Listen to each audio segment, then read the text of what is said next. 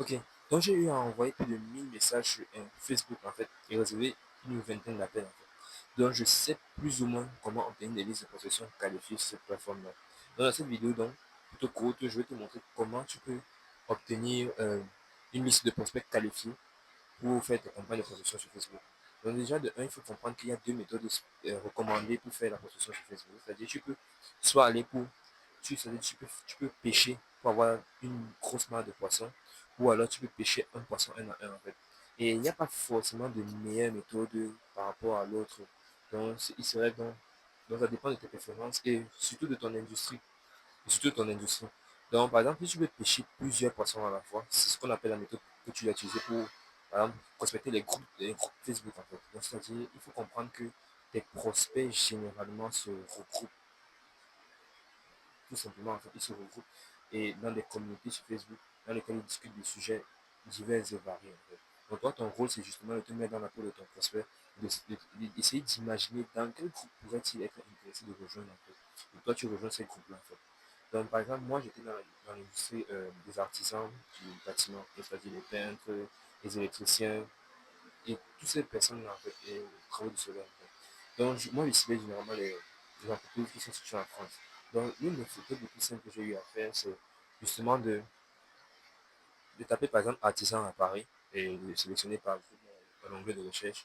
Et généralement, j'ai trouvé généralement des groupes qui convenaient à ma recherche que je voulais faire en fait. Donc, c'est l'une des méthodes que tu peux faire, mais généralement, je te conseille plutôt de faire les recherches sur Google. C'est-à-dire, tu tapes groupe Facebook, tu mets ton industrie, tu mets la localisation. Là, ta recherche sera bien plus précise et tout, et tu pourras avoir des groupes euh, qui sont vraiment nichés par rapport à ce que tu fais en fait. Maintenant, l'un des problèmes, l'une des sélections que tu peux faire dans ta groupe, c'est d'éviter les groupes publics. Parce que les groupes publics, tout le monde parle là-bas. Et tu n'es pas forcément pas le seul qui cible ta niche et ils vont se retrouver dans les groupes publics. Donc, ce que tu peux faire, c'est d'en faire plus dans les groupes privés. Mais il sera un peu plus difficile de le faire. Pourquoi? Parce que dans les groupes privés, ils vont faire un système de sélection. Et s'ils voient que tu es un marketeur ou alors quelqu'un qui essaie de vendre à l'industrie, ils vont évidemment pas accepter.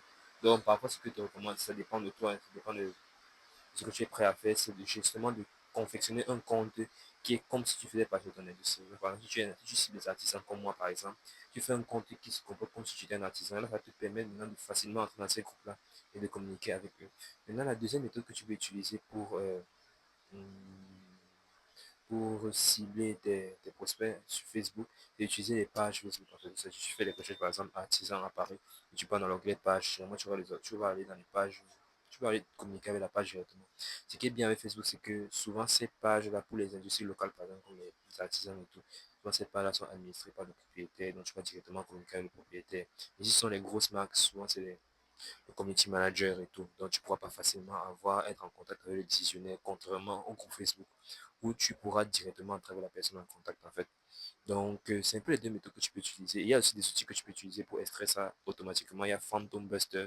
Bon, je vais mettre un lien dans la description que tu peux utiliser pour justement exporter les membres de groupe Facebook à la masse, en fait, au lieu de communiquer directement avec eux un à un.